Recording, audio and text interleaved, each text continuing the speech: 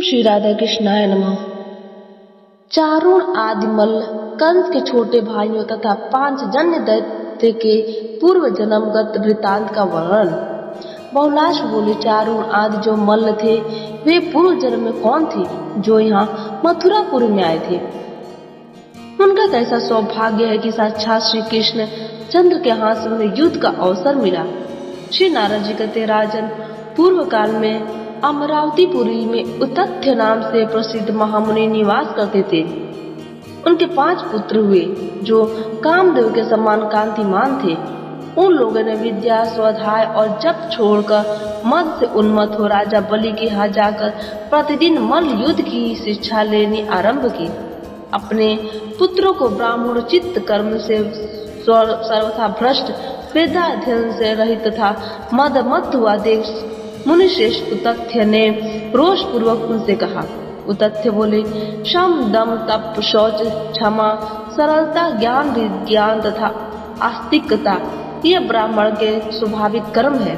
शौर्य, तेज, धर्म, दक्षता, युद्ध भूमि में पीठ न दिखाना, दान तथा ऐश्वर्य ये क्षत्रिय के स्वाभाविक कर्म है।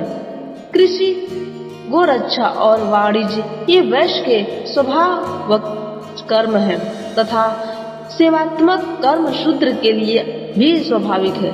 दुर्जनों, तुम लोग ब्राह्मण के पुत्र हो, कभी ब्राह्मणोचित कर्म से दूर रहकर क्षत्रियोचित मल्ल युद्ध का कार्य कैसे कर सकते हो। अतः तुम लोग भारत भूमि पर मल्ल हो जाओ और असुरों के संग से शीघ्र ही दुर्जन बन जाओ। श्री नारद जी कहते, राजन, वे उतथ्य के पुत्र ही पृथ्वी पर मल्लों के रूप में उत्पन्न हुए। नरेश्वर, उन्होंने श्री कृष्ण के शरीर का स्पर्श करने मात्र से परम मोक्ष प्राप्त कर लिया।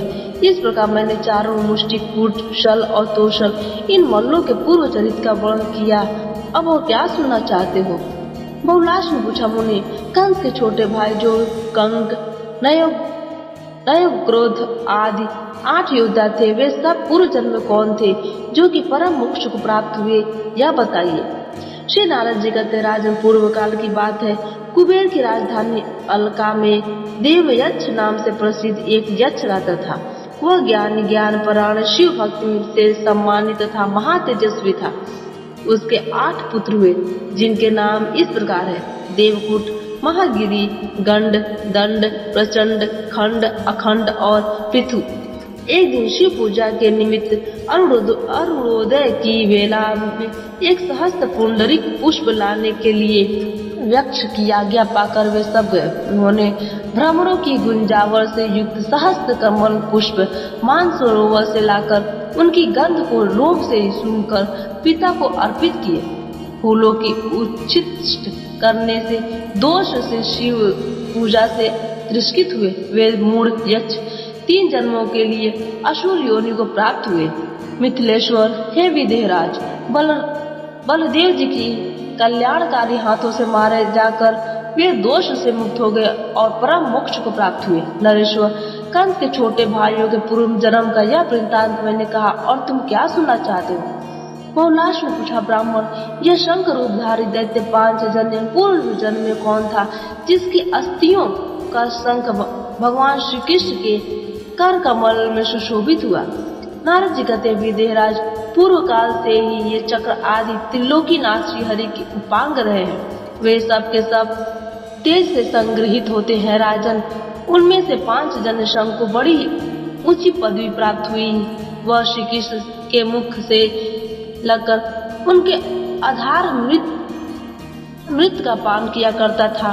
एक दिन शंखराज ने मन ही मन मान का अनुभव किया और इस प्रकार कहा, मेरी कांति राजहंस के समान श्वेत है।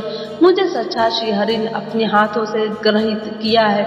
मैं दक्षिणावर्त शंख हूँ और युद्ध में विजय प्राप्त होने पर श्री कृष्ण मुझे बजाय करते हैं। भगवान श्री कृष्ण को अधरामृत क्षीर सागर कन्या लक्ष्मी के लिए भी दुर्लभ है। उसे मैं दिन रात पीता रहता हूँ, अतः मैं सबसे श्रेष्ठ हूँ। विदेहराज, इस प्रकार मान प्रकट करते हुए 5 जन्य शंख को लक्ष्मी ने क्रोध पूर्वक शाप दे दिया। द्रुमते, तू दैत्य हो जा। वही शंकराज समुद्र में इस 5 जन्य नामक दैत्य हुआ। था, जो वैर भाव से भजन के कारण पुनः देवेश्वर श्री हरि को प्राप्त हुआ। उसकी ज्योति देवेश्वर श्री कृष्ण में लीन हो गई और वह उन्हीं के हाथ में शोभा पाता है। उस शंखराज का सौभाग्य अद्भुत है। अब तुम और क्या सुनना चाहते हो? आज की कथा यहीं पर समाप्त होती है।